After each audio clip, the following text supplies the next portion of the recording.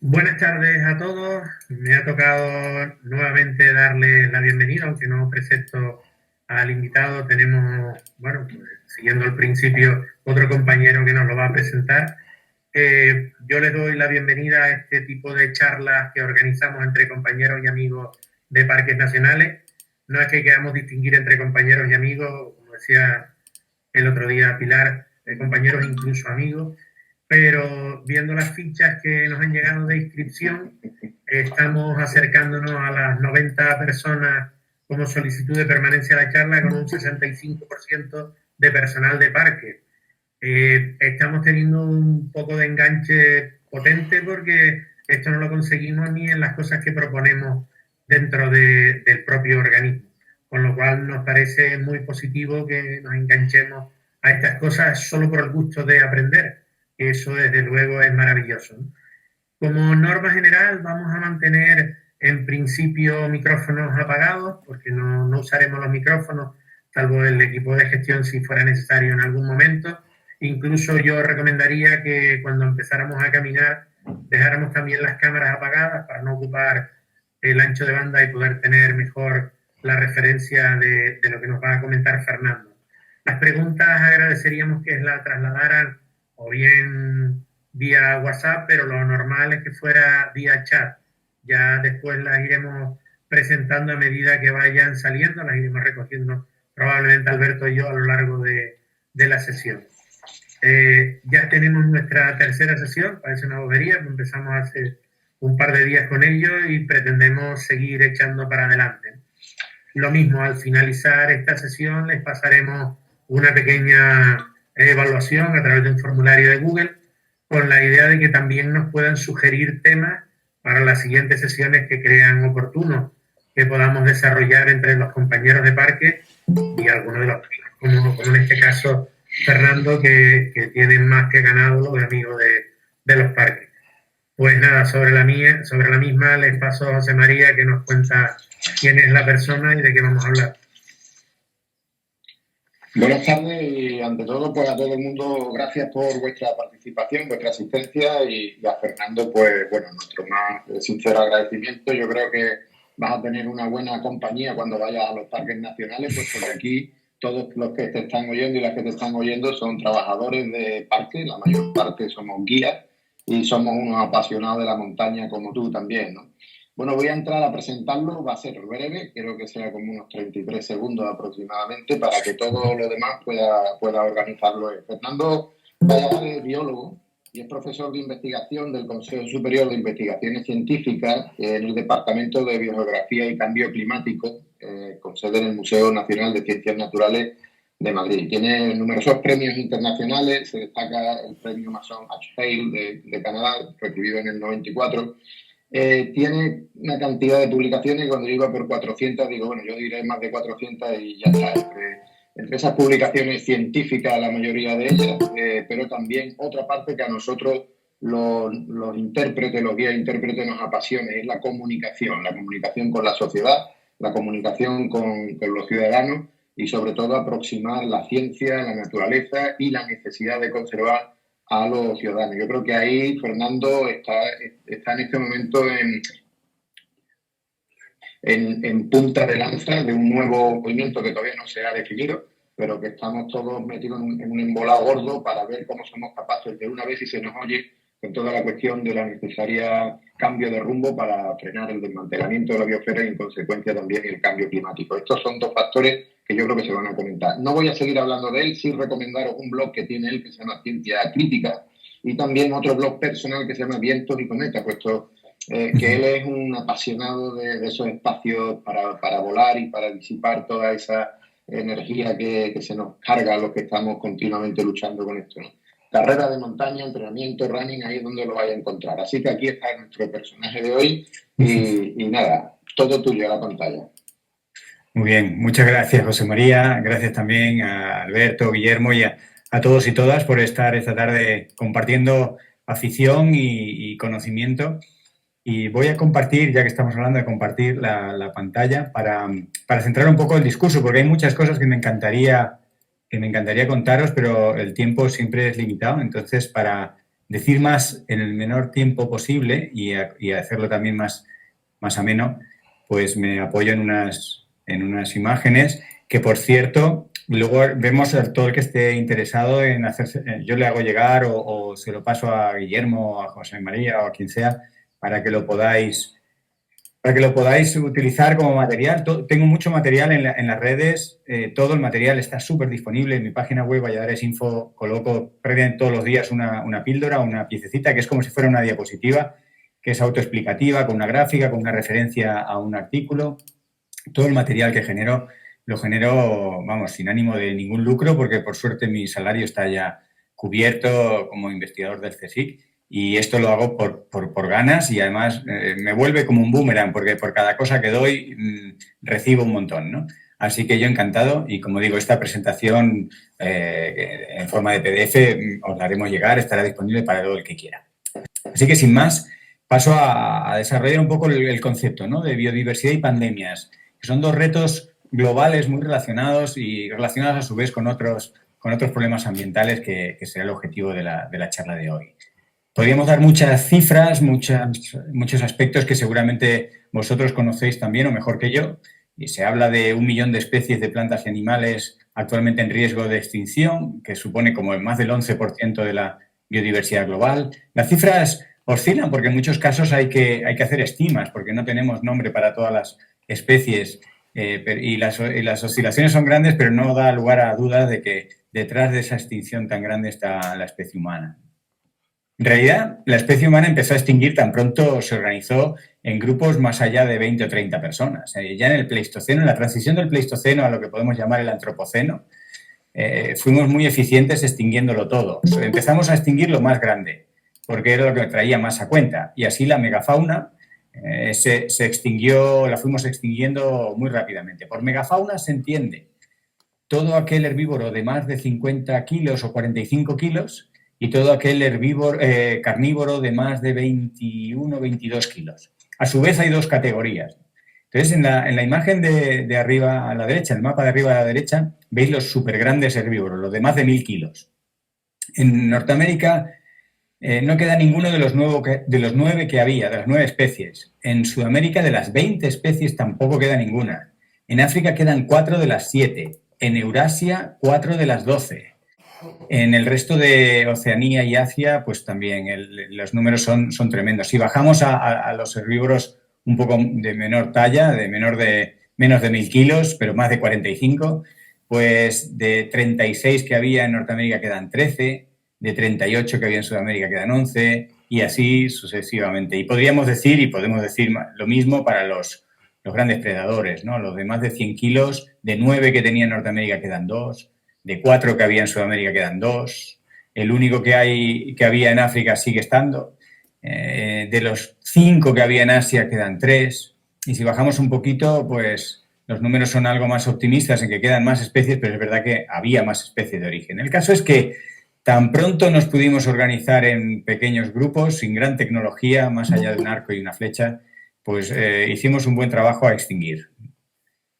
De hecho, esto no ha parado, sino que ha ido creciendo. El estudio de El Hacham y colaboradores que se publicó en octubre del año pasado es un poco tremendo porque han calculado la masa global de los productos no biológicos, inertes, ¿no? Lo que puede ser plásticos, edificios, infraestructuras. Bueno, pues en la biosfera tenemos que lamentar que ya no predomina la vida. La masa de estos productos inertes supera a la biomasa. Por ejemplo, los plásticos son 8 gigatoneladas frente a 4 gigatoneladas que suponen todos los animales sumados. O los edificios e infraestructuras son 1.100 gigatoneladas frente a 900 gigatoneladas que suponen todos los árboles y arbustos. El gráfico general de este trabajo de El Hacham y colaboradores viene a mostrar este desbalance, ¿no?, entre todo lo que son cemento, asfalto, plásticos, vidrios, metales, ladrillos, frente a todo lo que son plantas, animales, hongos, bacterias, etcétera, ¿no? Y este desbalance se estima que se ha producido precisamente, se cruzó la línea de la masa no biológica, ha crecido de forma exponencial y en los últimos 2 décadas sobre todo es cuando alcanza y se calcula que aproximadamente el año pasado, en el 2020, se cruza con la línea de la biomasa y ya empieza a haber más antropomasa en la biosfera que biomasa. Así que igual podríamos pensar en irle cambiando el nombre a la biosfera y llamarle antroposfera o de otra manera, porque hay más antropomasa que biomasa. En fin, podríamos hacer muchas reflexiones del marco en el que estamos, ¿no? Indudablemente en un mundo con tanta gente, con 7.700 millones de personas, hay que revisar prioridades, conexiones entre procesos, porque nada de lo que hagamos, siendo tantos, se queda sin consecuencias, ¿no? La producción de energía, el consumo de energía por tanta gente, pues no puede dejar inalterada la atmósfera, la extinción de tantas especies, ¿no? Lo que os decía, se calcula 200 al día, pero hay otras estimas un poco más conservadoras que dan valores más bajos, pero en cualquier caso, unos ritmos de extinción tremendos no pueden dejar a los ecosistemas como si tal cosa, ¿no? Se pierden funciones. Vamos un poco paso a paso. Por ejemplo, la contaminación atmosférica. La contaminación atmosférica mata hasta el punto de que es el cuarto riesgo más importante de defunciones en el mundo. Solamente por contaminación atmosférica se causa el 12% de las muertes totales, ¿no? Y la contaminación la hemos generado nosotros. Más de 6 millones de personas mueren cada año por respirar estas atmósferas contaminadas, mayormente en las ciudades, ¿no? Y esto tiene tal impacto, solo esta parte de nuestra huella ambiental tiene tal impacto que la mortandad por respirar este aire disminuye un 3,3% del Producto Interior Bruto del planeta. Como no podía ser de otra manera, la contaminación nos mata, pero también interacciona con otra cosa que nos mata y que ahora nos preocupa, ¿no? Que es la COVID-19.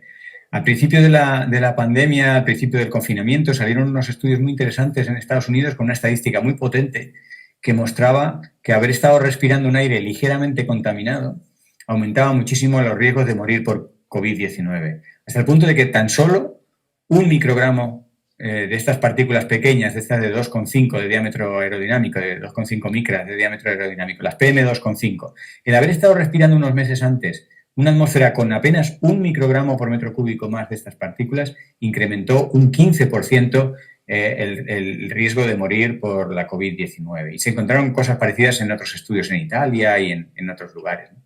Y luego, a medida que avanzaba la pandemia, se fue viendo cómo la contaminación contribuía a expandir la pandemia. En un estudio publicado en Science of the Total Environment para noviembre del año pasado, se mostraba cómo aumentos en estas partículas 2,5 se asociaban con un parámetro que se denomina R, que es el número esperado de personas que cada persona puede infectar. Es decir, parámetros de contagio epidemiológicos se veían catalizados por la contaminación. Realmente el ser humano, el Homo sapiens del siglo XXI, se autoinflige 3 grandes amenazas.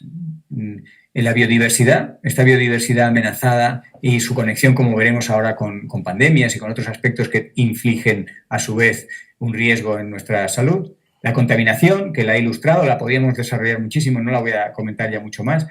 Toma muchas formas: plásticos, microplásticos, nanoplásticos, nitrógeno, tanto contaminación atmosférica como de los mares. En fin, la contaminación en sí es otro gran motor de preocupación ambiental que nos vuelve como un boomerang y nos causa malestar y eventualmente fallecimientos. Y, por supuesto, tenemos de fondo, interaccionando con todo esto, el cambio climático, la gran amenaza, ¿no?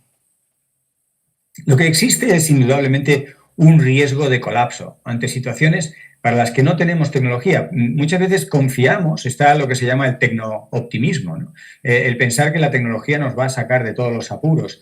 Y hay ya una rama de la científica, la colapsología, que ha ido dando lugar a distintos libros. Y yo creo que el libro más importante fue el de Jared Diamond, muy interesante, sobre el colapso de las sociedades, ¿no? Pero luego hay un montón, podéis buscar en Internet, hay varios libros muy interesantes, alguno más reciente de los franceses Servigne y Rachel Stevens, que hablan sobre las probabilidades de que nuestra civilización colapse, cómo, por qué y en qué condiciones han colapsado otras civilizaciones, ¿no? Y nos dan esta mirada que a veces es un poco apocalíptica, de que si no hacemos nada, igual pues la cosa se pone seria. Y lo vamos a centrar, como decíamos, en las pandemias, por muchas razones. En primer lugar, porque andamos todavía todos con mascarillas y preocupados. La COVID no se ha ido. Lo que sabemos es que los patógenos vienen para quedarse. Ningún patógeno, salvo contadísimas excepciones, desaparece del todo. Lo que podemos es alcanzar un equilibrio con ellos, a veces un equilibrio inmunológico, que se lo digan a todos los mexicanos que se encontró Hernán Cortés, ¿no? Los 25 millones de mexicanos que mató Hernán Cortés, siendo apenas un centenar de españoles, pues aquello hablaba de un sistema inmune muy diferente en Iberoamérica y en España. Bien, pues o bien una convivencia inmunológica, o bien una convivencia evolutiva a largo plazo, o bien un desarrollo tecnológico, como pueden ser medicamentos o determinadas pautas. El caso es que las pandemias han estado siempre rodeando al ser humano, especialmente cuando entramos en ese antropoceno, cuando entramos en el neolítico, cuando empezamos a ser ya bastante gente en el paisaje, en el planeta, cuando éramos capaces de exterminar a mucha megafauna, pero también nos empezamos a rodear, sobre todo a partir de la revolución neolítica, con la domesticación de animales, nos empezamos a rodear de animales, ¿no? En esta nueva coexistencia íntima con animales, pues surgieron un montón de infecciones. Lógicamente, todos acarreamos un montón de patógenos, lo mismo que nosotros infectamos a nuestras mascotas nos infectan a nosotros, y esto, pues a lo largo de generaciones y generaciones, es una carrera de armamentos, ¿no? De sistemas inmunes, de evolución del patógeno y tal.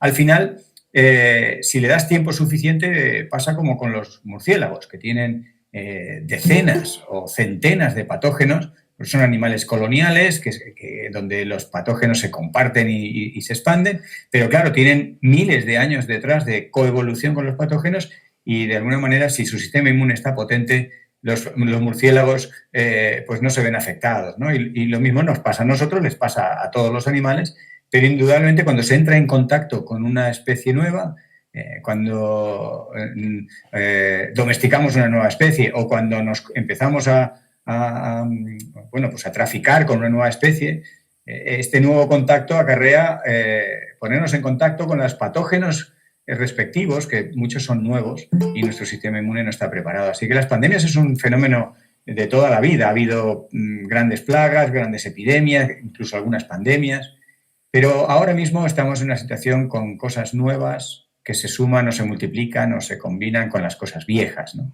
La deforestación, el tráfico ilegal de especies, estos mercados sin condiciones sanitarias que estresan a los animales y al estresarlos, al tenerlos malnutridos durante semanas y luego se venden vivos porque la gracia parece ser es venderlos vivos o bien para mascotas o bien para ser comidos, pues esto lo que genera es una depresión del sistema inmune de todos estos animales y al final estos sistemas inmunes deprimidos los convierte a cada individuo en altamente infecciosos porque su sistema inmune no está regulando los patógenos.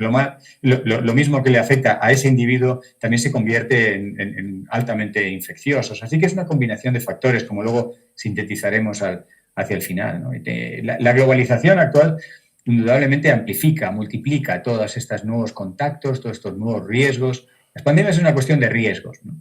No es una cuestión exacta. Nadie sabe exactamente de dónde saldrá la nueva infección. Las Naciones Unidas llevaban avisando décadas de que las enfermedades emergentes empezaban a ser cada vez más enfermedades infecciosas, hasta el punto de que ahora mismo el 70% de las enfermedades emergentes son enfermedades infecciosas. O sea, las nuevas enfermedades son enfermedades que vienen de animales, son enfermedades zoonóticas que vienen de animales y que por estos cambios de hábitats, por esta deforestación, por entrar en contacto con nuevas especies, por estresarlos, manipularlos, por toda esta combinación de factores, pues al final acaban saltando a la especie humana. Fijaros, en el mapa de arriba se muestran, en los puntitos rojos, representan los orígenes de enfermedades infecciosas desde los años 40 hasta final del siglo XX. Veis que la degradación de los ecosistemas templados en Europa y en América del Norte estaba asociada con la aparición de muchas enfermedades infecciosas. Cuando ya fuimos capaces de degradar de forma activa el trópico, que siempre ha costado más, ¿no? Siempre tenía más barreras, algunas de ellas epidemiológicas, pero barreras logísticas, pues cuando hemos sido capaces hacia finales del siglo XX y ahora ya en el siglo XXI desbocados de deforestar y degradar los ecosistemas tropicales, es de las zonas tropicales, como veis en el mapa de abajo, donde aumentan son mayores los riesgos de enfermedades infecciosas. Así que nos acompañan allá donde degradamos. ¿Cuál es la conexión entre pandemias y biodiversidad? Hay varias conexiones.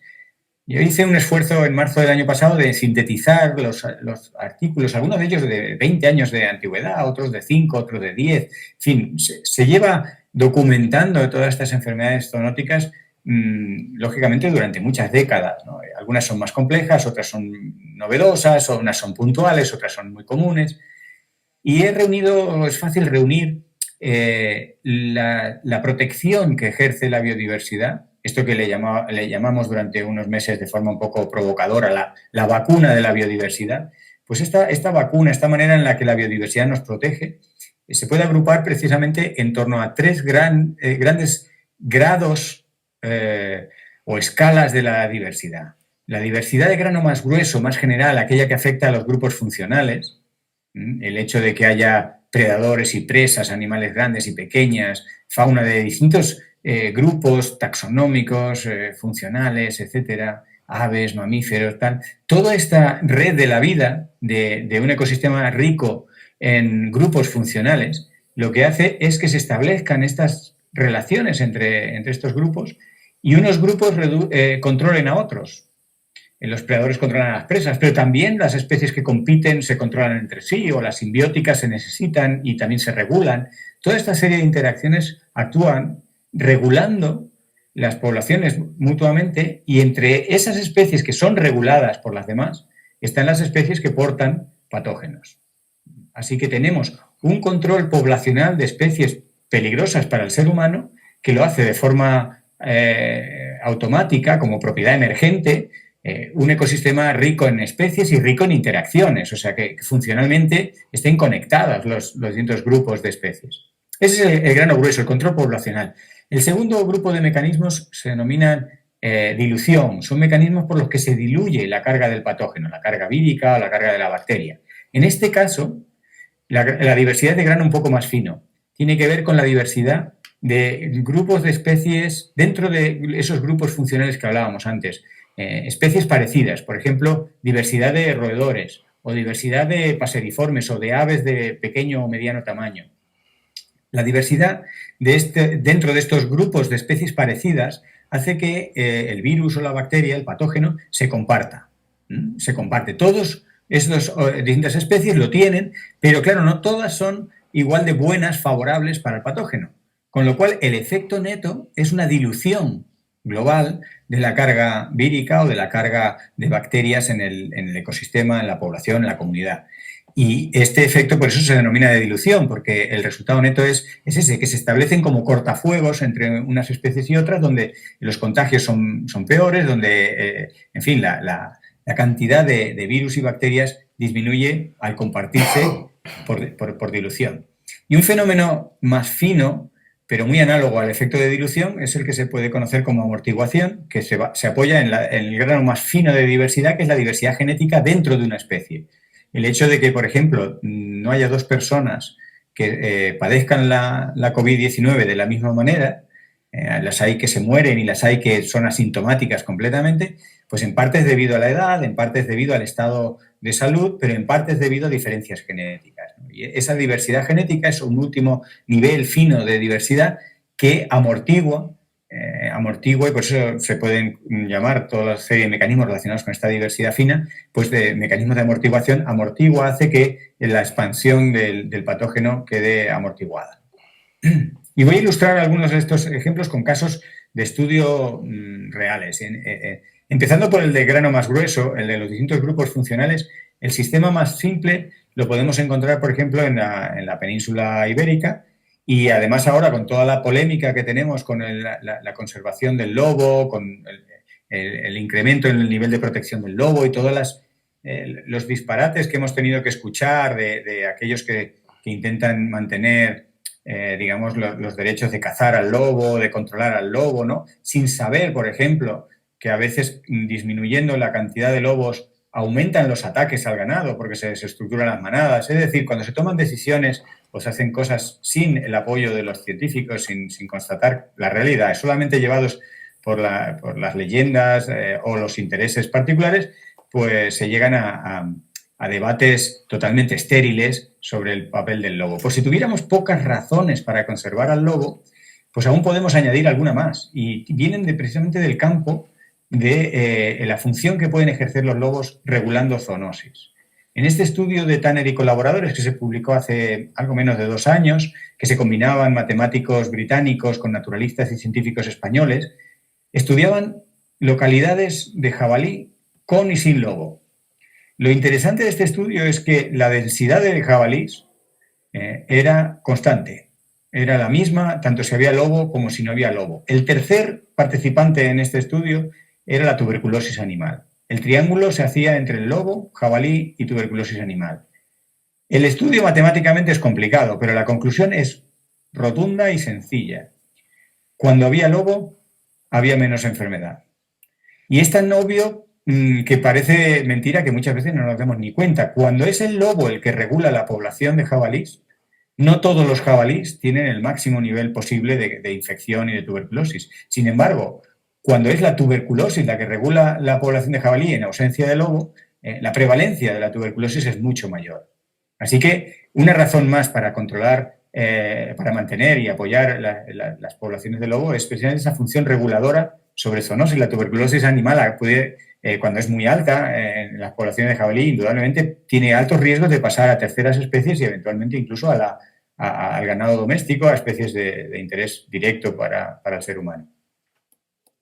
El grano siguiente, más fino de biodiversidad, el efecto de dilución, se puede ilustrar con estos trabajos ya clásicos de Osfeld y colaboradores que mostraba cómo, para el caso del virus del Nilo Occidental, la diversidad de aves disminuía la incidencia de este virus en humanos. Recordaréis quizá en agosto del año pasado un brote de esta enfermedad que hubo en el Valle del Guadalquivir, en Sevilla, en algunos lugares de Andalucía. Hubo 5 personas que murieron. Este virus se aloja en las aves. A diferencia del coronavirus, no se transmite directamente, sino que requiere de un vector, y el vector es un mosquito. También recordaréis que las pocas medidas que se nos ocurría hacer era fumigar para matar al mosquito, pues, porque es el vector el que transporta. No hay contacto directo entre humanos. Los humanos y los caballos somos especies secundarias, donde el virus funciona con cierta dificultad, para nuestra suerte, y somos incapaces de contagiarnos directamente, salvo a través de la placenta y situaciones muy, muy particulares.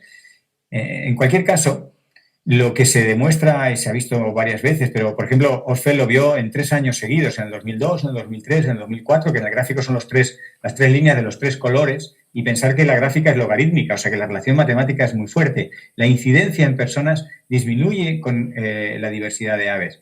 Esta enfermedad puede causar encefalitis, así como es una enfermedad que no termina por suerte para nosotros, de ser muy potente en la especie humana, porque el virus no se desarrolla en todos los seres humanos bien, pero es potencialmente letal, es muy peligrosa.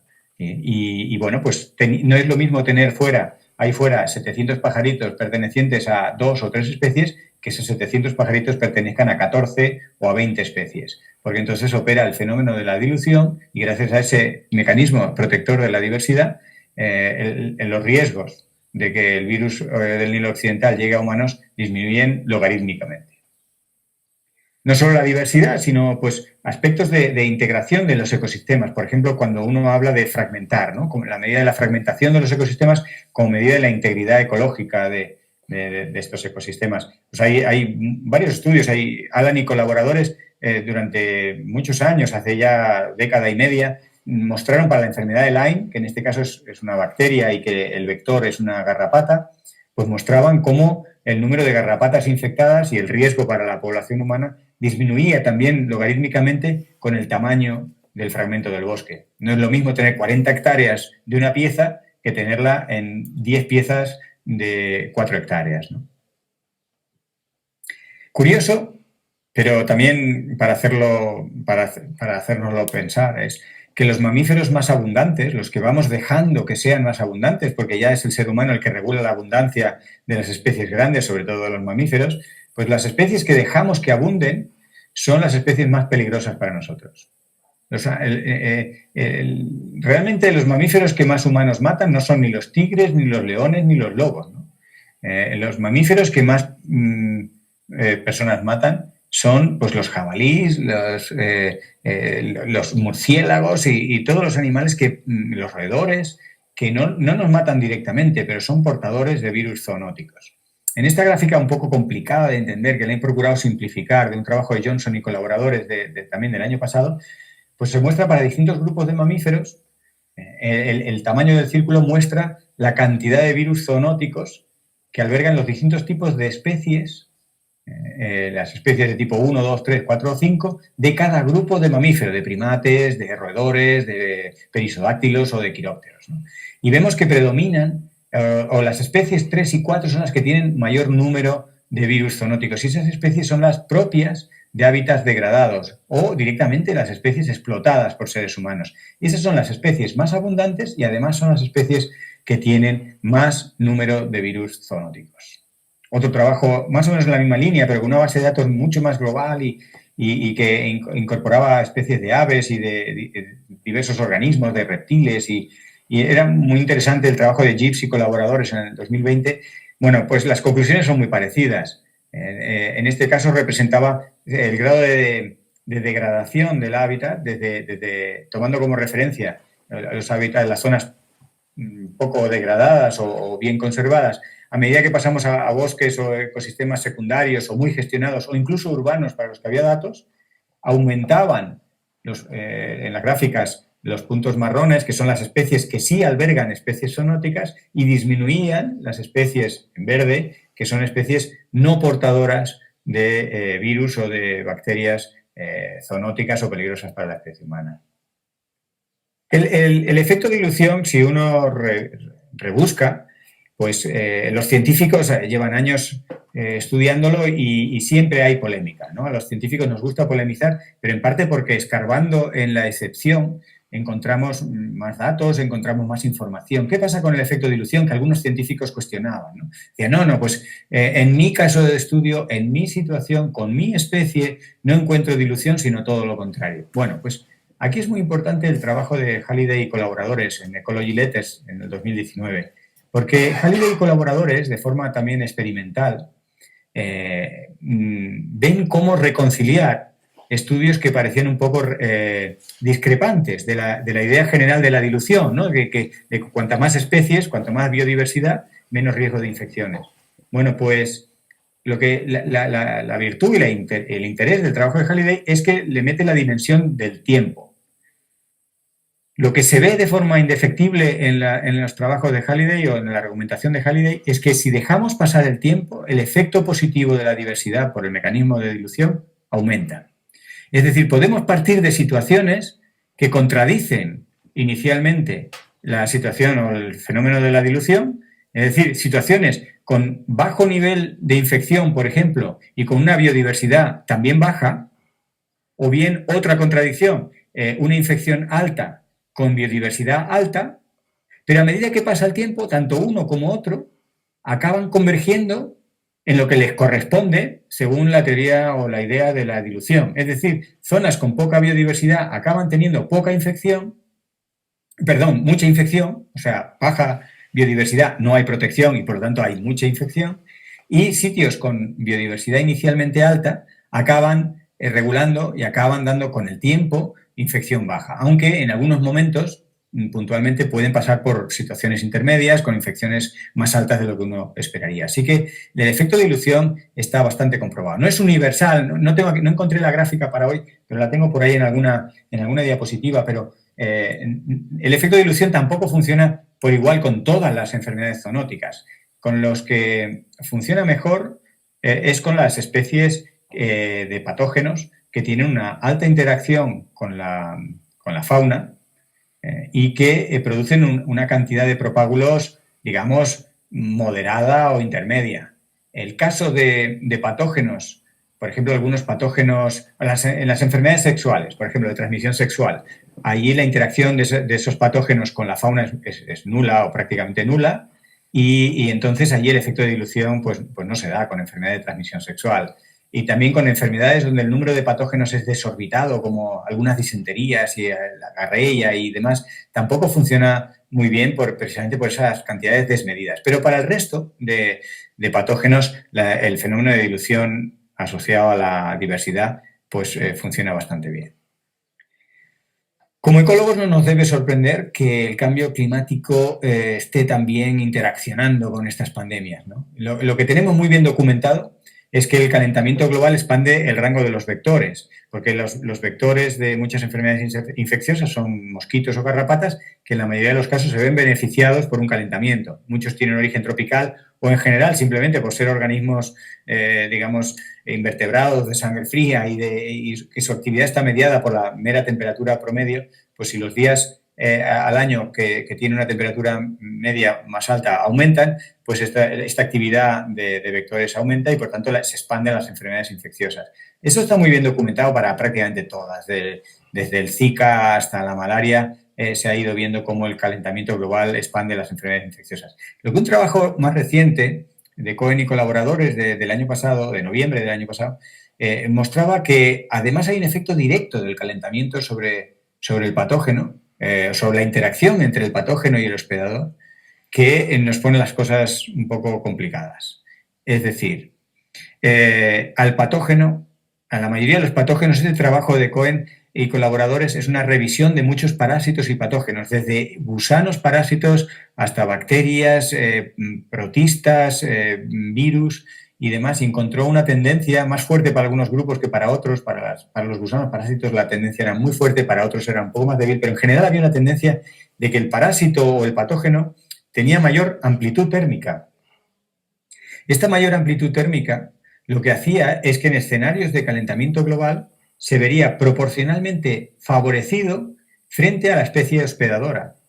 El desempeño, la función biológica del patógeno se daría mejor en escenarios de cambio climático que el de la especie que la alberga, con lo cual ese equilibrio que hemos hablado, que es tradicional en estas coexistencias, convivencias, pues se ve desplazado en favor de los patógenos. Esto es especialmente importante para el propio ser humano, pero sobre todo para la fauna de zonas templadas y frías, donde el calentamiento va a cambiar bastante estas relaciones que se han establecido en tiempo evolutivo durante miles de años. También este trabajo es interesante, aunque no es contundente y rotundo, pero abre una sugerencia de otra conexión del cambio climático con la COVID-19. Este trabajo establece que el cambio climático modificó la vegetación y los ecosistemas del sudeste asiático hasta tal punto que facilitaría la llegada de hasta 40 especies nuevas de murciélagos en esa región, ¿no? El número de especies de murciélagos se vería incrementado en algunas zonas del planeta por estos cambios debidos a la vegetación y especialmente en el sudeste asiático, precisamente donde está el origen de los ancestros más probables del SARS-CoV-1 y el SARS-CoV-2, ¿no? los dos coronavirus transmitidos por murciélagos y altamente peligrosos, pues podrían haberse visto favorecidos precisamente por estos cambios inducidos por el cambio climático. Es un trabajo, como digo, que sugiere, no demuestra, porque es correlacional y demás, pero nos hablaría de otra conexión de cambios inducidos por el cambio climático que podrían favorecer estas pandemias. Así que, bueno, volviendo a una idea que ya mencioné anteriormente, las pandemias son el resultado de muchos factores. Son el resultado de factores antiguos y nuevos, amplificados por la globalización. El tráfico ilegal de especies que hemos mencionado, la extinción directa de especies, la deforestación, la fragmentación que hemos visto, el cambio climático directamente o a través de los vectores, la introducción de especies exóticas invasoras, los nuevos contactos. Pero también no nos olvidemos del grano más fino de diversidad, la diversidad genética, que en las granjas de producción de carne de forma intensiva, sobre todo las granjas de cerdos y de aves, esa diversidad genética es muy baja y una vez que un patógeno logra saltarse todos los controles sanitarios, todas las barreras de antibióticos y productos, también por otro lado con su huella ambiental tremenda, ¿no? Pero bueno, si el patógeno logra saltarse esos controles de antibióticos y esas barreras sanitarias, luego tiene el campo abonado, porque todos los individuos que se encuentran en esa granja son genéticamente muy próximos, la mayoría de los casos son primos hermanos, con lo cual lo tiene fácil y por eso explotan de pronto en estas granjas infecciones que es muy difícil controlarlas y en pocos días se convierte en una bomba de relojería que en el mundo globalizado acaban saltando fuera de esa región. Permitidme ahora un pequeño paréntesis. Vamos a hacer un viaje a los manglares, uno de los ecosistemas más amenazados del mundo. Y luego entenderéis por qué. Se calcula que el planeta ha perdido la cuarta parte de los manglares, así, directamente. La cuarta parte ya no está. Bien, para intentar evitarlo, pues os podéis imaginar que hay un montón de parques regionales o nacionales en todo el mundo, por ejemplo, este de Old Point en Colombia, muchos intentando conservar, proteger, como sea, estos ecosistemas que son ricos en especies, muy interesantes y que están desapareciendo en todo el planeta. En paralelo, tenemos que tener esta imagen. La playa de Palu, Indonesia, arrasada por un tsunami en el 2018. Aquí ya no hay manglar. Aquí no hubo manglar y el tsunami entró hasta la cocina. En realidad los manglares son la mejor defensa ante los tsunamis. Esto se sabe desde antiguo, pero se comprueba cada año en la temporada de huracanes, ¿no? Así que aquí empezamos a hacernos algunas preguntas. ¿Quién protege a quién? ¿Yo protejo al manglar o el manglar me protege a mí? ¿La biodiversidad me protege a mí o yo protejo a la biodiversidad? En realidad ya voy a entrar en una fase un poco más filosófica, conceptual de la presentación de hoy, ¿no? Y me planteo que estamos bloqueados por una dicotomía totalmente absurda, donde se nos fuerza de manera muy artificial a elegir entre desarrollarnos o proteger el medio ambiente. En realidad esto es una trampa porque depende de cómo midamos el desarrollo. Si medimos el desarrollo en indicadores no económicos o no monetarios, podemos desarrollarnos todo lo que queramos. Y hay un montón de indicadores, ya sabéis que hay iniciativas para medir el bienestar humano, para medir la satisfacción, la salud psíquica y física de las personas, las interacciones sociales, el desarrollo cultural. Hay un montón de indicadores mucho más interesantes, humanamente más interesantes, que el Producto Interior Bruto para medir el desarrollo, y esto nos permitiría abandonar ese debate si conservamos o si nos desarrollamos, ¿no? Indudablemente hay que acompañar esa transición buscando motivos, incentivos, pero sobre todo, y muy importante, tenemos que aprender a ganar dinero y a gastar el dinero. ¿Por qué? Porque curiosamente y en contra de lo que algunos economistas nos han intentado contar durante muchas décadas, cuanto más dinero tenemos, más degradación ambiental. Estamos lejos de ganar competencias en la protección de la naturaleza cuanto tenemos más dinero. Durante un tiempo estuvo yendo por ahí, figurando una hipótesis muy optimista, la ley de Kutnes, apoyado en un economista que en realidad no lo usó para el tema ambiental, pero que era una curva en la que a medida que se desarrollaban las culturas y tenían más capacidad económica, pues se aumentaba la degradación ambiental, pero a partir de un determinado punto en el que ya se alcanzaba un nivel de económicos suficiente, esa huella ambiental disminuía. Bueno, pues esto es falso. No se ha visto todavía que eso llegue a disminuir. En este trabajo de Whitman y colaboradores en Nature y Communications el año pasado demuestran cómo todos los indicadores económicos y de impacto crecen con el desarrollo de las naciones, ¿no? Entonces, lo que ocurre y lo que desarrollan de forma muy crítica Whitman y colaboradores es que la sociedad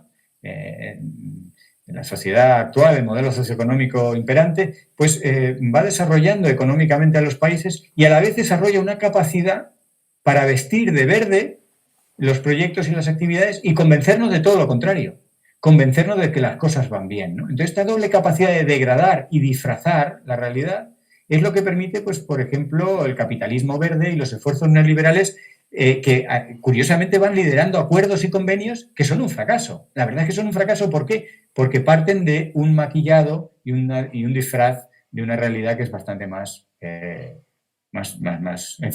triste, ¿no? Y hablando de tristeza, también cuanto más dinero, más triste. Esto es una de las grandes paradojas. Se dice que el dinero no da la felicidad, pero es que incluso algunos artículos en psicología, o por ejemplo en este informe de Human Happiness, el informe de la felicidad humana de 2020, mostraba lo que se conoce como la paradoja urbana, ¿no? Y que estima cómo evoluciona el bienestar subjetivo de las personas a medida que tenemos más dinero. Indudablemente, cuando se parte de la pobreza extrema y se empieza a ganar algo más de dinero, tanto en el entorno urbano como en el rural, se va ganando bienestar. Esto es indudable.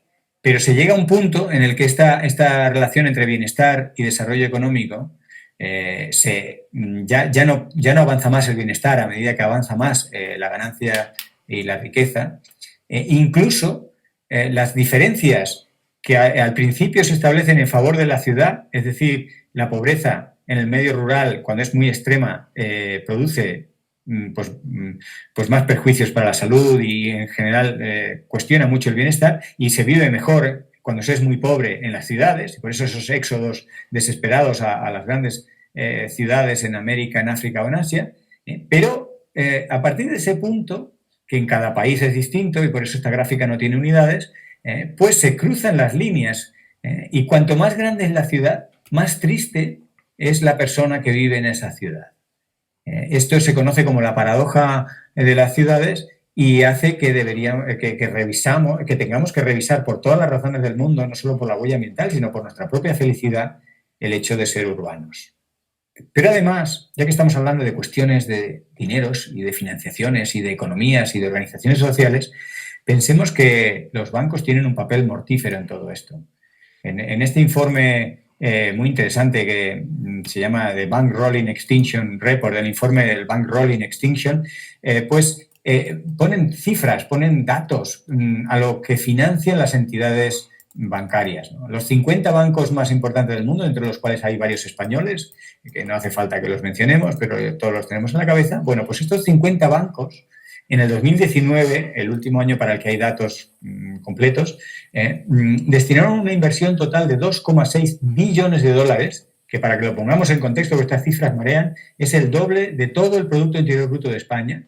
Bueno, pues esta magnitud, el doble del PIB de España, se destinó en el 2019 a proyectos e inversiones que destruyen la biodiversidad, que generan emisiones de gases con efecto invernadero y que degradan el medio ambiente. Fundamentalmente en la producción de alimento y en el turismo, también en aspectos de infraestructura. En el gráfico se desglosan por regiones y demás, pero bueno, el que tenga curiosidad que busque este informe del Bank Rolling Extinction y los datos hablan por sí mismos, ¿no? El problema es que los bancos no se sienten responsables, no se consideran responsables de los impactos que sus préstamos y sus financiaciones provocan en la naturaleza, ¿no? Y como no se consideran responsables, pues no se hacen auditorías, ¿no? Solamente en un tercio de aquellos que tienen que ver directamente con combustibles fósiles, en un tercio de los proyectos y las inversiones, solamente para este sector de los combustibles fósiles hay una mínima trazabilidad de a dónde va el dinero que prestan las entidades financieras. En aspectos de turismo, de infraestructura, de logística y transporte, el seguimiento es inferior al 5% o al 3%. No se sabe, no se quiere saber, se presta el dinero y ese dinero hace mucho daño al medio ambiente y al final al ser humano. Indudablemente estamos en una fase en la que la salud planetaria nos preocupa. El concepto parece muy esotérico, esto de la salud planetaria, y para nada tiene que ver con que el planeta, en sentido literal, esté bien o mal. El planeta estará bien o el planeta estará, pero lo que no estaremos muy bien seremos los habitantes de esa capita fina de vida, ¿no? La biosfera que hablábamos al principio, donde están los seres humanos combinados con plantas y animales, ¿no? Intrínsecamente conectados. Este es el programa también de One Health, una salud de las Naciones Unidas, que habla de que la salud de lo uno no se puede entender sin lo otro. Estamos estrechamente conectados. Nos hemos creído, como hablábamos antes al hablar de colapsos, que podíamos controlar tecnológicamente y que la tecnología nos permitía, de alguna manera, aislarnos, ¿no? del medio ambiente. Y esto no es así. Y no solo no es así, sino que encima nos hace infelices, como veíamos para las ciudades, y nos perdemos muchas ocasiones de disfrutar de la naturaleza, que en el fondo somos arte y parte. Y ahora voy a hacer otra pequeña pincelada. Perdonadme si me extiendo un poco, pero no lo podía evitar. He estado esta tarde dudando en incluir este pequeño bucle, pero lo voy a incluir brevemente. Siempre decimos que nuestra vida es muy complicada, que la realidad es compleja, ¿no? Bueno, pues mi punto, el argumento que me gustaría transmitiros es que la crisis ambiental en realidad es mucho más compleja. Nuestra vida es compleja ¿por qué? En primer lugar, porque tiene muchos objetivos y estos objetivos son excluyentes, muchos de ellos, o contrapuestos, ¿no? Y esto hace que nuestra vida sea difícil. No podemos estar en misión repicando, no podemos hacer una cosa y otra a la vez, ¿no? También es compleja porque en nuestra vida participan muchos actores, no solo nuestra familia, nuestros amigos, también nuestros compañeros de trabajo, y la cosa se va expandiendo, expandiendo, expandiendo, y nuestro cerebro de primate, no nos olvidemos, establece un límite en el número de interacciones que podemos tener y no podemos barajar más de 150 o 200 personas. Todo lo demás, todos esos miles de seguidores que podemos tener en una red social, en realidad escapan a nuestro cerebro primate. Nuestra vida se complica ya mucho cuando somos 150 y a partir de ahí es insondable la complejidad para nuestro cerebro. Bien, pues en las cuestiones ambientales, la primera causa de complejidad es muy análoga a la de nuestras vidas, ¿no? Hay muchos actores. Hay muchas especies, hay esa biodiversidad compleja, pero sobre todo las interacciones entre actores, pero también las interacciones entre procesos. Hemos ilustrado un poco la interacción entre la COVID y la contaminación, entre la COVID, las pandemias y el cambio climático. Hay muchas interacciones. Esta es la interacción, estas interacciones son la primera causa de complejidad y es muy análogo a la complejidad que tiene nuestras vidas, que tiene la realidad para cualquier ser humano en el planeta, ¿no? Y aquí podríamos estar igualados, ¿no? No podríamos decir que la crisis ambiental es ni más ni menos complejo que simplemente la vida de cualquier ser humano. Mi argumento es que hay una capa extra de complejidad en la crisis ambiental. No sé cómo llamar a esta capa extra de complejidad y la llamo el fenómeno trampas al solitario. Esto hace muy difícil todo. Y he hecho una lista de 10 ejemplos de qué quiero decir con trampas al solitario. Y me vais a entender seguramente enseguida, porque la primera y más obvia es el greenwashing, ¿no? El lavado de imagen, el pintar de verde un proyecto, eso que hablábamos antes de disfrazar la realidad, ¿no? De creernos que lo hacemos muy ecológicamente sostenible y que todo va muy bien. Bueno, pues este greenwashing indudablemente complica las cosas, porque pretendemos que hacemos una cosa, nos convencemos de que no tenemos huella ambiental o de que somos económicamente circulares y que todo es muy reciclado, cuando en realidad no es tan así, ¿no?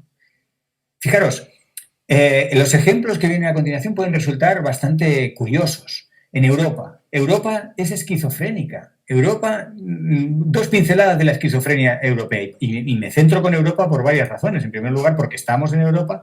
En segundo lugar, porque Europa es el continente que lidera espiritual, emocional, intelectualmente la movilización verde en el planeta, ¿no? Y Europa, en la misma mesa prácticamente de discusión en la que se desarrolla el Green Deal, el Pacto Verde Europeo, se desarrolla la política agraria comunitaria, que no puede ser menos verde. La política agraria comunitaria, revisada el año pasado, atenta contra la biodiversidad, atenta contra el propio Acuerdo de París, y para nada va a permitir la política agraria comunitaria reducir las emisiones por la agricultura y por la ganadería. Entonces, ahí tienes una esquizofrenia, ¿no? Esto es lo que yo digo, trampas al solitario. ¿Cómo puede ser que Europa simultáneamente esté apoyando el Green Deal y apoyando la PAC? No puede ser, son contradictorias.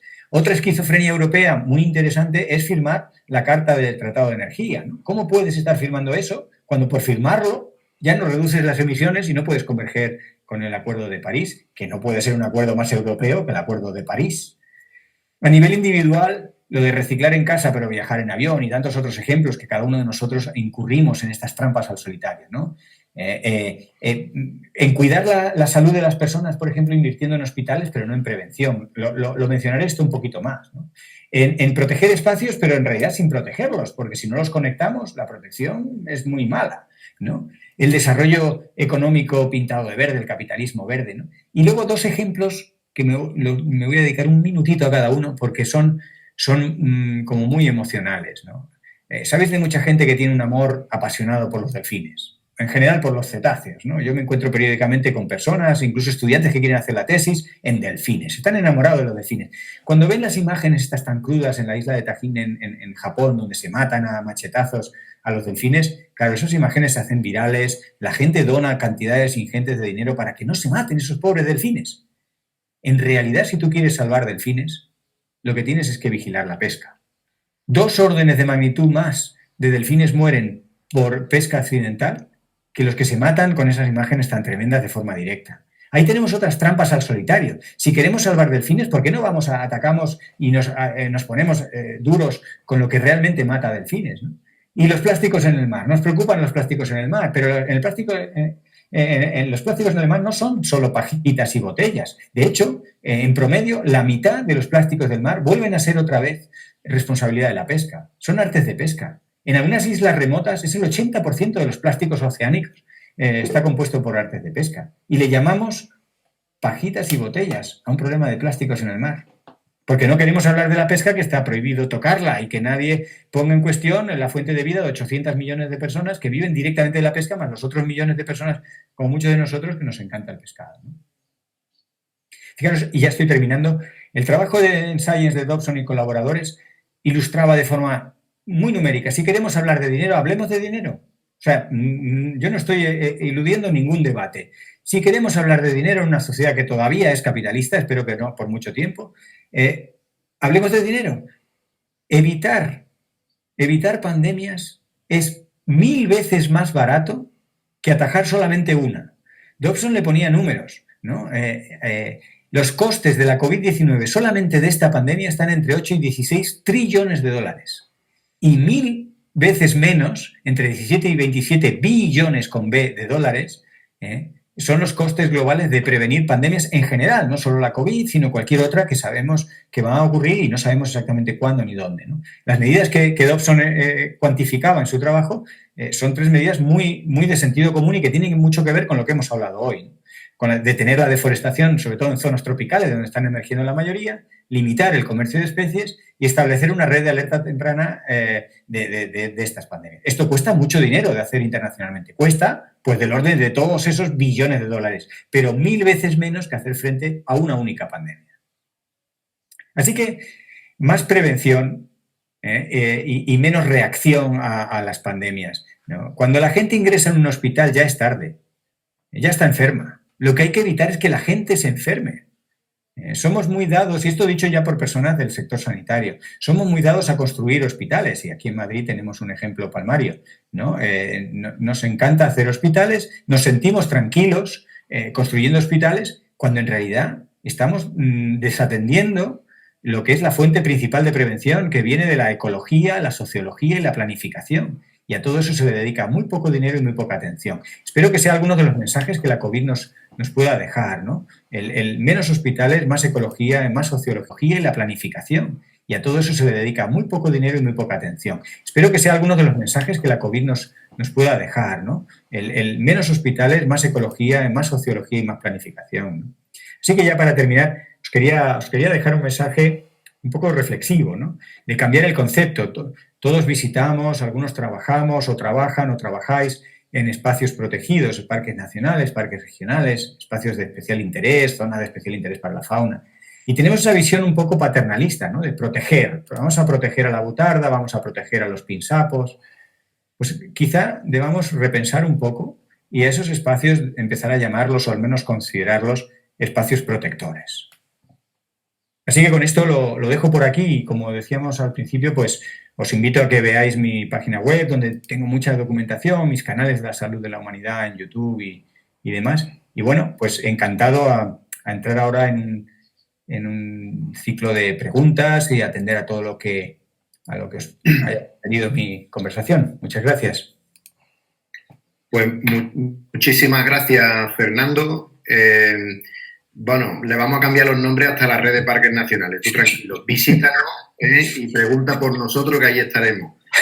Además, te hemos ido escuchando de 2 en 2. Yo no sé cuánto habrán oído todos, pero bueno, yo estoy aquí con María y estamos intentando reducir nuestra huella.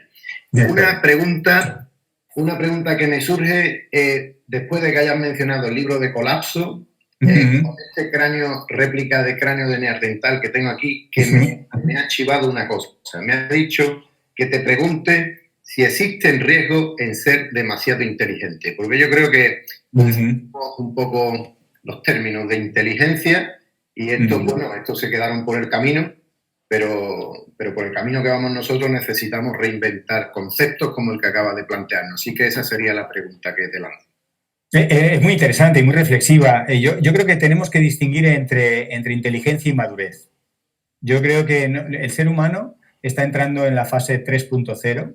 Homo sapiens, en la fase 1.0, era esa especie desvalida, empezando a organizarse en grupos todavía muy pequeños, con ninguna tecnología. La 2.0 es la sociedad de la tecnología, donde ya éramos grupos grandes, capaces de hacer grandes cosas, donde nos veníamos muy arriba, ¿no? Como dicen los adolescentes cuando somos capaces de ir a Marte o de construir la presa de las 3 gargantas, ¿no? Y nos sentimos estupendos ahí, fantásticos, el Homo Technologicus, ¿no? El 2.0. Ahora tenemos que ir a un 3.0. Y no sé si lo haremos a tiempo, ¿no? ¿A tiempo de qué? De evitar nuestra extinción. Eso requiere madurez. Y en esa madurez está reconocer, vale, ya nos hemos demostrado que somos capaces de ir a Marte. Ahora el problema lo tenemos aquí, ¿no? Ahora tenemos que empezar a dejar de hacer cosas pudiendo hacerlas. O sea, en la fase 1.0 de Homo sapiens no podíamos hacer cosas. La naturaleza era muy hostil, nos mataban los bichos, nos mataba, en fin, la inclemencia del tiempo. En la fase 2.0 empezamos a ponerle control a todo eso y nos empezamos a poder reproducir y crecer demográficamente, ¿no? En paralelo al desarrollo tecnológico. En la fase 3.0, que tenemos que entrar de una vez, como ese adolescente, ¿no? Que no quiere ser adulto, ¿no? Pues tenemos que dejar de hacer cosas pudiendo hacerlas. tenemos que no ir a Marte pudiendo ir a Marte. Que Marte es un ejemplo, a lo mejor el caso de Marte sí que podemos mantenerlo, pero hay muchas cosas que tenemos que dejar de hacerlas, ¿no? Ya nos hemos demostrado que somos capaces de hacerlas, pero estamos en esa fase en la que la inteligencia nos adelanta, ¿no? Yo creo que el Homo, no sé, el Neandertal quizá miraría así un poco con una risa, ¿no? Una sonrisa al Homo sapiens y lo dejaría estrellarse con su bólido a 300 kilómetros por hora contra una pared, ¿no? Es decir, pues vale, me alegro que hayas sido capaz de desarrollar un Fórmula 1 para matarte, ¿no? Entonces, ahora tenemos que, si realmente podemos tomar control de nuestra evolución, que está por ver, en autoinducirnos una represión de un montón de cosas que han sido biológicamente muy exitosas, ¿no?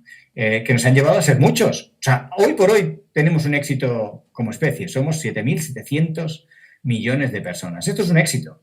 Lo que sabemos, la ciencia nos dice, es que no podemos seguir siendo tantos con esta huella per cápita durante mucho tiempo. O somos menos, o disminuimos la huella, o todo junto, o si no, estamos acelerando nuestra extinción. Si lo haremos o no lo haremos, pues es si la inteligencia la pondremos al servicio de la maduración, de la madurez social, de la madurez comportamental, o si seguiremos desarrollando la tecnología porque nos pone muy estupendos y nos encanta hacer puentes grandísimos y nuevos materiales que nos permiten lo imposible. Este es, yo creo, el gran desafío, ¿no? Si maduraremos y pondremos nuestra inteligencia realmente al servicio de nuestra especie o si seguiremos, en fin, desorbitadamente saliéndonos de órbita. Mira, como hay que dar paso a paso, cada Claro. uno de los pasitos y nosotros, pues, tomar control de la biodiversidad terrestre y de la sociedad mundial, pues nos parece, pues, por lo pronto, Alberto y yo podemos meterle mano con eso con Galán y a lo mejor controlamos, pero me parece que... Mira, hace poquito tuvimos, ya parece que quitando el año de pandemia, detrás, hacía un poquito, tuvimos una visita del director del Parque Nacional de Everglades y Dry Tortuga, que era uno de los pocos latinos que había sobrevivido como director de Parque Nacional de Estados Unidos en la era Trump. Él nos planteaba que era consciente que el cambio climático era absolutamente imparable, que lo único que él podía hacer por su parque, que es Manglar, Everglades, era tomar medidas para ralentizar la evolución negativa, ¿no? Claro. Una de las medidas, cogió una autopista que iba por Miami, 15 kilómetros de autopista, lo levantó encima de pilares para dejar que el agua fluyera hacia el manglar de modo natural, ya que lo había cortado la autopista, ¿no? Yo no sé lo que vale 1 kilómetro de autopista en Estados Unidos, pero fijo que es más que el presupuesto de toda la red de parques, ¿no? Pensando en las cosas de andar por casa, que es un poco en la línea que estamos este colectivo de compañeros y amigos de los parques nacionales, ¿qué papel o qué acciones crees tú que deberíamos emprender desde los parques nacionales un poco para echar una mano en esta línea? Me ha gustado mucho lo de cambiar espacios protegidos por espacios protectores. De hecho, en la celebración del Día Europeo de Parques último, generamos un vídeo, nosotros muy casero, muy modesto, desde todos los parques, tratando y desarrollando este tema, ¿no? Del parque que nos produce salud y que nos produce bienestar, ¿no? Conservarnos para ese bienestar. Pero, ¿qué medidas podríamos desarrollar desde parques que crees tú que...? Claro, hay dos niveles de contestación al menos a esa pregunta. Hay un nivel de contestación muy, muy técnico y concreto que me requeriría pensarlo bastante y que no soy tan experto como muchos de vosotros. Y hay un nivel un poco más conceptual, más general, que en el fondo es para reivindicar la importancia de vuestro trabajo y de vuestro papel en general y de los espacios protegidos. Es una gráfica que la podría buscar por ahí, pero ahora mismo no la tengo muy a mano. En un trabajo de Science que salió hace como 5 o 7 años ya, que muestra cómo, por ejemplo, el impacto del cambio global, del cambio climático, de los impactos ambientales, sean contaminación o tal, disminuye mucho con la conservación a nivel local. O sea, hay una capacidad tremenda, y esto se ha visto en ese trabajo, comparaban justamente Doñana, o sea, los trabajos los datos que permitían modelizar eran de 7 grandes sistemas naturales en el mundo. Estaba el arrecife de coral, estaba Doñana, había 7 sistemas muy distintos y en todos se veía que las unidades cambiaban, las medidas variaban de parque en parque o de sitio en sitio, pero en todos se veía una mayor resiliencia ante algo macro, como es el cambio climático, ese problema, esa confrontación que genera mucha ecoansiedad y mucho estrés en muchas personas que se cargan de ganas de hacer cosas y luego su escala de acción es tan pequeñita ante un problema como es el cambio climático que ahí viene mucha ansiedad, mucha frustración, mucho tal. Bien, pues este tipo de análisis lo que permite es precisamente conectar lo local con lo global. ¿Por qué? Porque las cosas bien hechas, una casa bien aseada, un parque bien conservado, un ecosistema funcional, permite encajar, pero mucho mejor. No estoy hablando de atenuar un poquito el golpe, es que en ocasiones te pospone el golpe muchas décadas. El golpe de ola de calor, el golpe de ola de contaminación, el golpe de zoonosis, ¿no? Y eso es mucho papel. Eso es un papel muy grande. ¿Cómo hacerlo? Bueno, pues claro, no es lo mismo que sea un tarajal que sea un encinar, no es lo mismo que sea un arrecife de coral que sea un sistema lacustre, ¿no?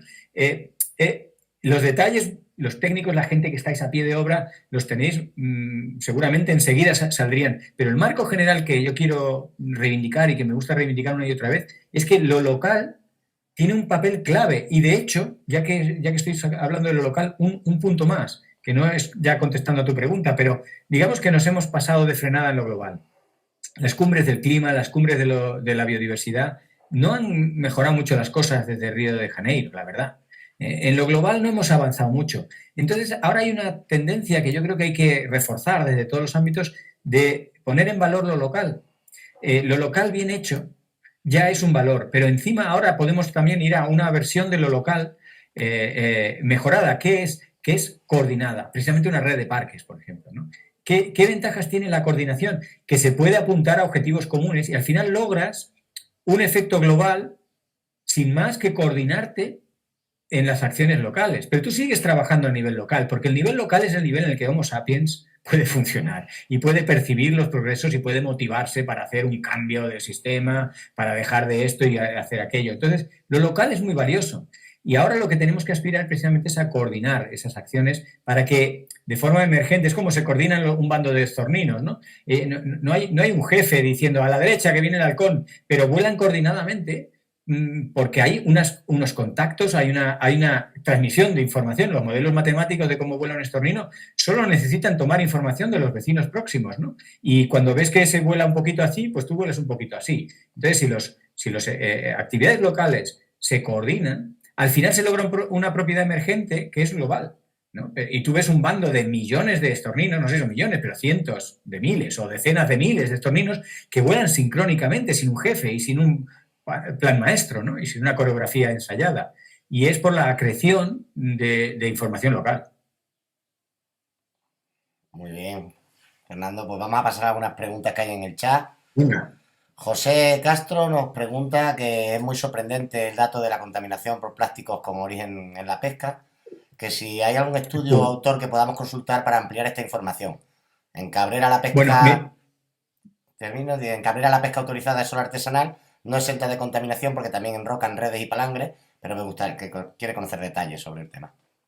Bueno, pensemos que los artes de pesca no quedan solamente aquellos enganchados en el fondo, que son los que muchas veces pensamos, ¿no? Por ejemplo, los corales del Mediterráneo se ven afectados directamente por esas artes de pesca o esas formas de pescar que van arrastrando de fondo y entonces muchas artes de pesca se pierden localmente ahí. Sino muchos artes de pesca, muchas redes, acaban en trocitos, flotando y siendo arrastrados por las corrientes y llegan a islas remotas, llegan a las costas, llegan por corrientes a regiones donde no hay pesca directamente, ¿no? Los datos se pueden obtener de muchos sitios. Yo he bebido de varias fuentes y ahora mismo no tengo el dato fresco, pero por ejemplo os animo a, si tenéis conexión a Netflix o si tenéis a alguien que de forma pirata os pueda sacar el documental Seaspiracy, ¿no? Como si fuera la conspiración del mar, ¿no? Allí te alumbran algunas cosas bastante interesantes que hablan de esto de los delfines, que hablan esto de las artes de pesca. Y hay varios informes de los plásticos en los que dan ya datos a nivel global de que a nivel global la mitad de los plásticos proceden de artes de pesca. Yo he sacado algún dato de un informe global que busqué en internet, enseguida salía y tenía unas fuentes relativamente fiables, pero lo podríamos buscar, igual lo encuentro mientras hablamos, pero lo podéis buscar vosotros. Artes de pesca, orígenes de los plásticos, informes de dónde viene. Greenpeace, por ejemplo, tiene bastante recogido, resumido, fuentes fiables de qué tipos de plásticos flotan por los mares, ¿no? Muy bien, hay un montón de felicitaciones de un montón de compañeros que incluso Bueno, hablan de que gracias. lo van a introducir, a hacer suyo este mensaje. Suso Qué bueno. Framil nos pregunta, si fuéramos muy inteligentes no estaríamos así. Bueno, afirma. Es Y verdad. pregunta, ¿puede ser algo evolutivo en nuestra hipocresía? ¿No percibimos esto como una amenaza real?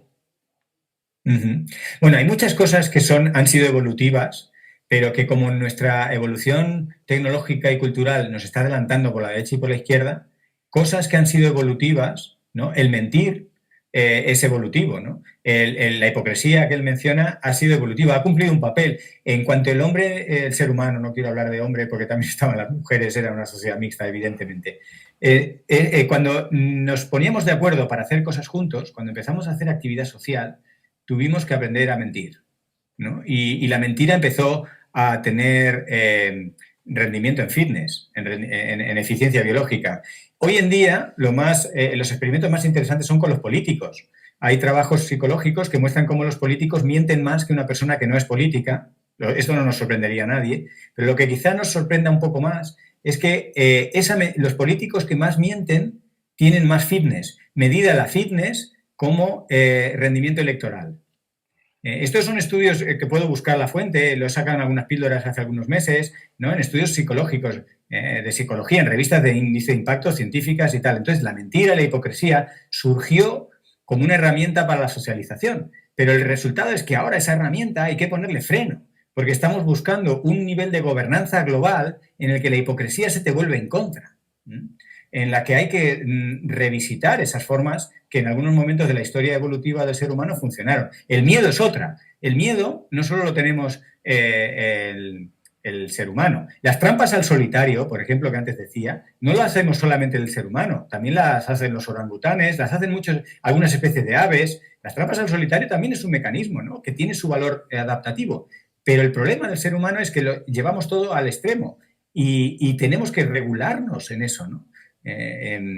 Y es ahí donde está el desafío. Si cosas que pueden tener una ventaja, indudablemente el miedo tiene una ventaja porque te hace disminuir e incurrir en riesgos que pueden amenazar tu salud o tu vida, ¿no? Y por eso se selecciona el miedo, y el miedo al predador, por ejemplo, en muchos herbívoros, pues tiene valor adaptativo. En el ser humano, el no incurrir en determinados riesgos, pues el miedo es muy bueno, pero en la narrativa del cambio climático, en la narrativa de los colapsos, por ejemplo, si abusamos de la noción del miedo, bloqueamos a la gente, bloqueamos a la sociedad, y necesitamos una sociedad reactiva, necesitamos una sociedad que se mueva, que se anticipe a los problemas. No nos vale gente bloqueada. Entonces, apelar a una cosa biológicamente sensata como es el miedo, o el utilizar la hipocresía, que es un mecanismo social con valor adaptativo en exceso, pues nos juega en nuestra contra. Y es ahí donde digo, estos son los ingredientes del Homo sapiens 3.0, ¿no? El que tiene que empezar a regular características biológicas y sociales que han funcionado hasta el siglo XIX o hasta el siglo XIV, tú me dices, pero que ya empiezan a hacernos más daño que beneficio. Muy bien, Petty de Villorcas preguntaba que si está recogida en algún libro o artículo. La ponencia se está grabando y en las distintas láminas que has puesto hace referencia a los distintos sitios de donde has sacado la información, que es súper interesante. Eso para Petty de Villorcas. Sara González Robinson dice: lo difícil será pensar, planificar y llevar a cabo esas limitaciones que tenemos que autoimponernos a nivel global, comunitario e individual. Analizar nuestras contradicciones y empezar a ofrecer soluciones. ¿Será la autosuficiencia una de las claves? Indudablemente reducir la huella, todo lo que sea reducir nos pondrá las cosas más fáciles, ¿no? Si somos menos gente, ponerse de acuerdo es evidentemente más fácil, la presión sobre el medio es más fácil. Entonces, el decrecimiento, por ejemplo, nos pondría todo más fácil. Yo no soy partidario, como científico siempre soy, si queréis, un poco cínico, ¿no? Y soy cínico a propósito, moderadamente, porque a veces me aflora y se me nota en realidad que detrás del cinismo pues hay unas cosas que me mueven, unas cosas que me cabrean y otras cosas que sí creo y otras que no, ¿no? Pero digamos que yo no soy partidario de defender a ultranza el decrecimiento, por ejemplo, como alternativa, ¿no? O el control demográfico como alternativa. Lo que sí soy es partidario a que juguemos sobre la mesa, como si fuera un escenario de simulaciones, a un mundo con menos gente o un mundo en decrecimiento. O veamos los efectos de esas y entonces intentemos tomar decisiones colectivas o por lo menos que tengan impacto colectivo acorde a eso, ¿no? Y indudablemente escenarios de decrecimiento en la transición ecológica que nos lleva el gobierno y que con la ley de cambio climático está un poco coja, que está saliendo a trancas y barrancas, pues en ese marco no se habla explícitamente del decrecimiento, pero el decrecimiento es una de las alternativas casi ineludibles, porque estamos en una crisis energética que va a ser muy difícil de contrarrestar enteramente por las energías alternativas. Entonces, estas son de las cosas que hablo de hacernos trampas al solitario, de no hablar de lo que duele, de no llamar a las cosas por su nombre, de no... Entonces, eso va a ser difícil que nos pongamos de acuerdo. Si no decimos, cuando nos sentamos en una mesa a dialogar, unos están pensando en dinero, otros están pensando en diversidad, otros están pensando en salud, y muy pocos lo dicen abiertamente. Yo hablo de esto, pero en realidad lo que me interesa es aquello. Eso dificulta mucho las negociaciones. Yo creo que es de las cosas que está haciendo que el debate social, los movimientos ambientalistas, la preocupación que empieza a calar en la sociedad, no termina de trasladarse en un marco jurídico, en reglamentación, en el escenario político, en la gobernanza global. ¿Por qué no se traduce todo eso? Porque en el trasvase de lo social y lo humano y lo que hoy, esta tarde, podamos más o menos compartir, a la toma de decisiones, a la gobernanza, a la política, al marco jurídico y legislativo, se empieza a cubrir todo de eufemismos, ¿no? Lo que decía el caso de la pesca. Nadie se atreve a atacar a la pesca, pero si la pesca está en el origen de que mueran delfines o de que se llene todo de plásticos, pues habrá que hablar de la pesca. Yo lo siento, a mí me encanta el pescadito y no quiero cuestionar directamente el modo de vida de muchos pescadores. No estoy hablando de eso, pero tenemos que hablar de la pesca. No puede ser el elefante en la habitación, ¿no? Y estamos llenos de elefantes en la habitación. No, yo no hablo de la pesca, yo hablo de los delfines. No, pero si me preocupan los delfines... Muy bien, quedan un par de preguntas y terminamos. Uh-huh. Miguel te da las gracias y dice... Basándome en el enfoque de Donella Meadows en obras como Thinking in Systems, ¿cómo aplicamos ese enfoque ecosistémico para lo que nos ocupa, con herramientas en dos ámbitos importantísimos en nuestra sociedad? La educación a todos los niveles y protección de espacios protectores y mejora de su gestión. Dice que un par de ejemplos le valen. Claro, yo... a la hora de aterrizar los ejemplos, y sobre todo así improvisadamente, me cuesta, ¿no?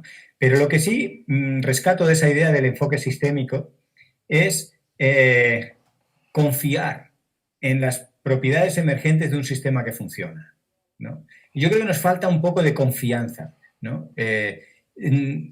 Queremos entender todo para explicar cómo funciona el todo, ¿no? Para explicar cómo funciona un ecosistema.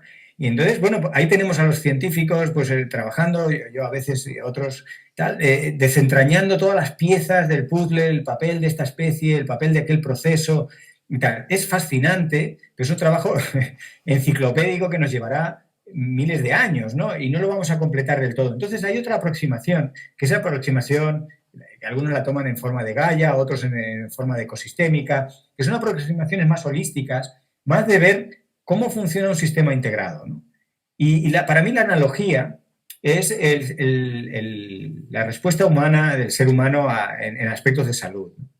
Es muy fácil ir al especialista, ¿no? El especialista te trata los bronquios o el hueso roto o el estómago y tal. Y cada vez más estamos viendo que muchas de nuestras enfermedades tienen que conectar a muchos especialistas. Y en esto fracasa nuestra manera tradicional de hacer medicina, ¿no? Nos hemos ido de pronto al especialista. Entonces, cuando nos vamos muchas veces a los ejemplos, está muy bien poner ejemplos, y soy el primero en poner ejemplos. Lo que pasa es que ahora mismo pues no se me ocurre o no. Tendría que pensar un poco en algunos ejemplos buenos, ¿no?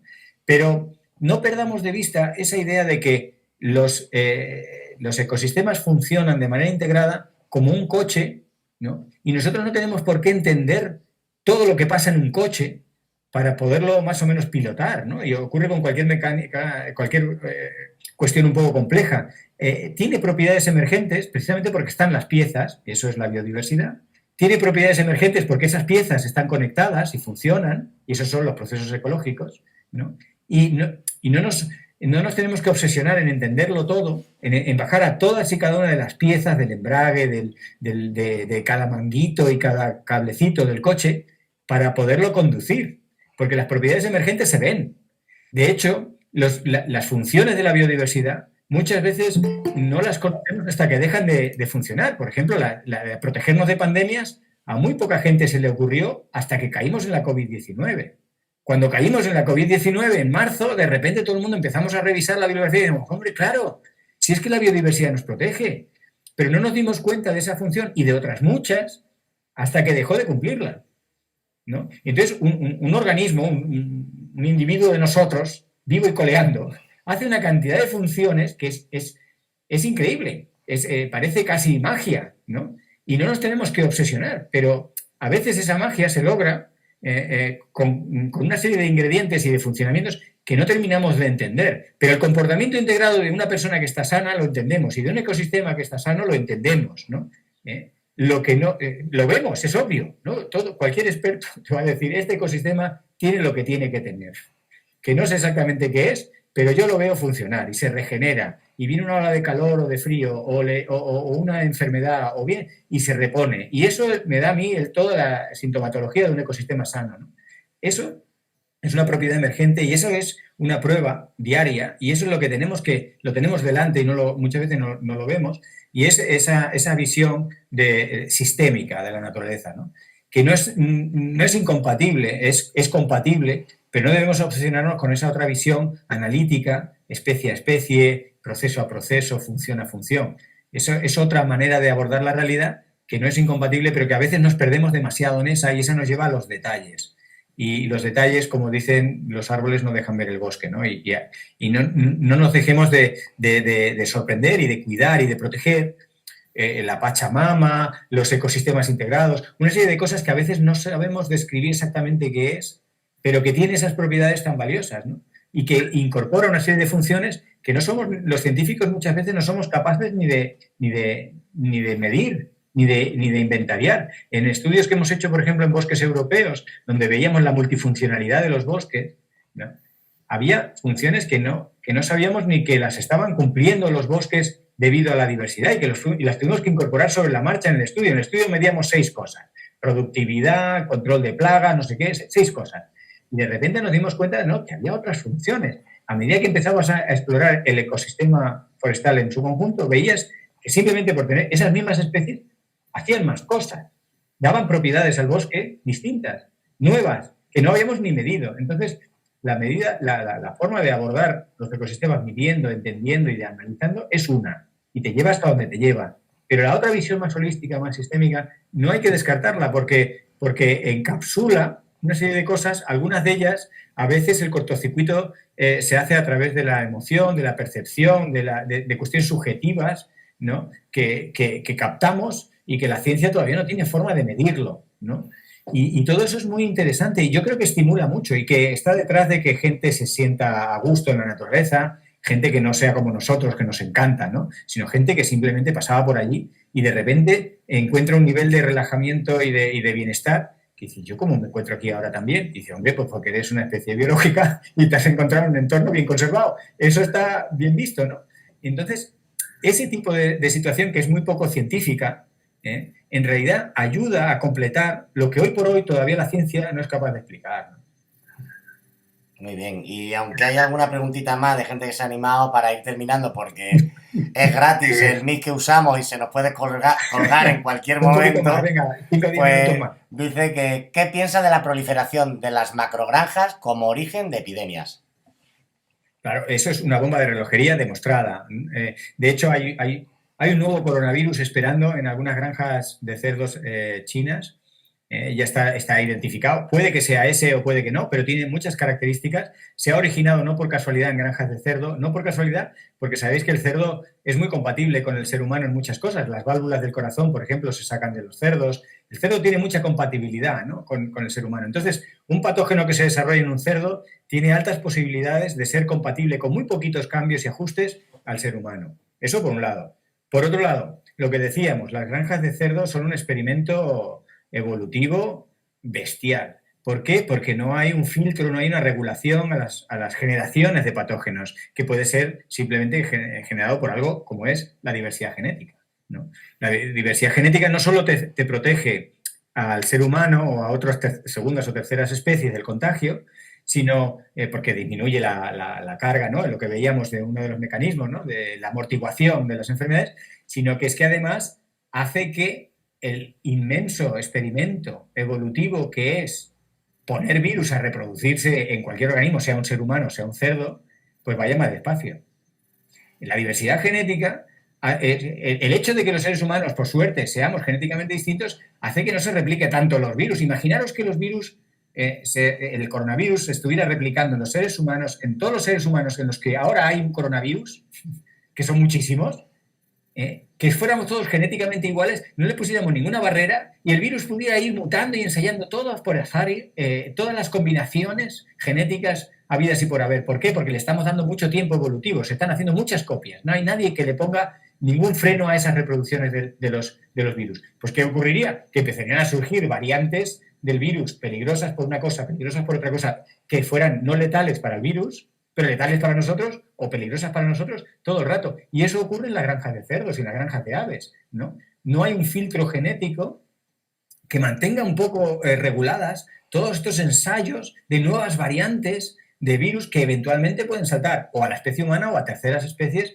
y por eso es un gran peligro. O sea, que juntan muchas cuestiones, ¿no? Aparte de per se, que no se nos olvide, la tremenda huella ambiental de las explotaciones intensivas, ¿no? Que ahora hay varios proyectos que planean sobre la realidad española, ¿no? De macrogranjas gigantes. Hay una en Pirineos planeada, hay algunas en Castilla-La Mancha, hay varias que planean que tienen unas dimensiones creo que son centenares de miles de vacas en los Pirineos, ¿no? Esto tiene directamente una huella ambiental tremenda, pero luego tiene todas estas connotaciones potenciales de riesgos, de caldos, son experimentos gigantescos de coevolución, de evolución de patógenos que se pueden escapar del control y tal. Entonces, no es para estar paranoicos, es para ponerle números a un riesgo del que estamos comprando más papeletas. Muy bien, pues si te parece, Fernando, las preguntas que quedan, si quieres, te las puedo enviar y si tienes un momentillo cuando puedas las respondes, pero para dar por terminado le damos al compañero Guillermo que nos despida. Muchas gracias, muy bien, Fernando. De acuerdo, un placer. Oye, muchísimas gracias, Fernando, por esta colaboración increíble que nos has prestado. Creo que estamos todos emocionados con las nuevas ideas, como siempre, rebotando en esta cabeza a ver cómo las vamos a poder aplicar en nuestro trabajo y en nuestra vida cotidiana. Quizás para despedirnos yo le diría a la gente que conectáramos cámaras por tener un pantallazo completo y que veamos que estamos ahí detrás de esto. Hay gente desde diferentes parques, muchos compañeros que han ido haciéndote preguntas. Enseguida hemos distinguido nosotros a quién teníamos de unos parques y otros, y creo que ha sido una importante tarde la que acabamos de disfrutar contigo. Muchísimas gracias por haber dado tu colaboración a este proyecto que nace del personal con ganas de aprender. Gracias a vosotros. Un aplauso. Pero encender, bueno, vale, sí, quiere encender los micros, pero también. Me doy por aplaudido, muchas gracias, un placer. Muchísimas gracias, de verdad, Fernando.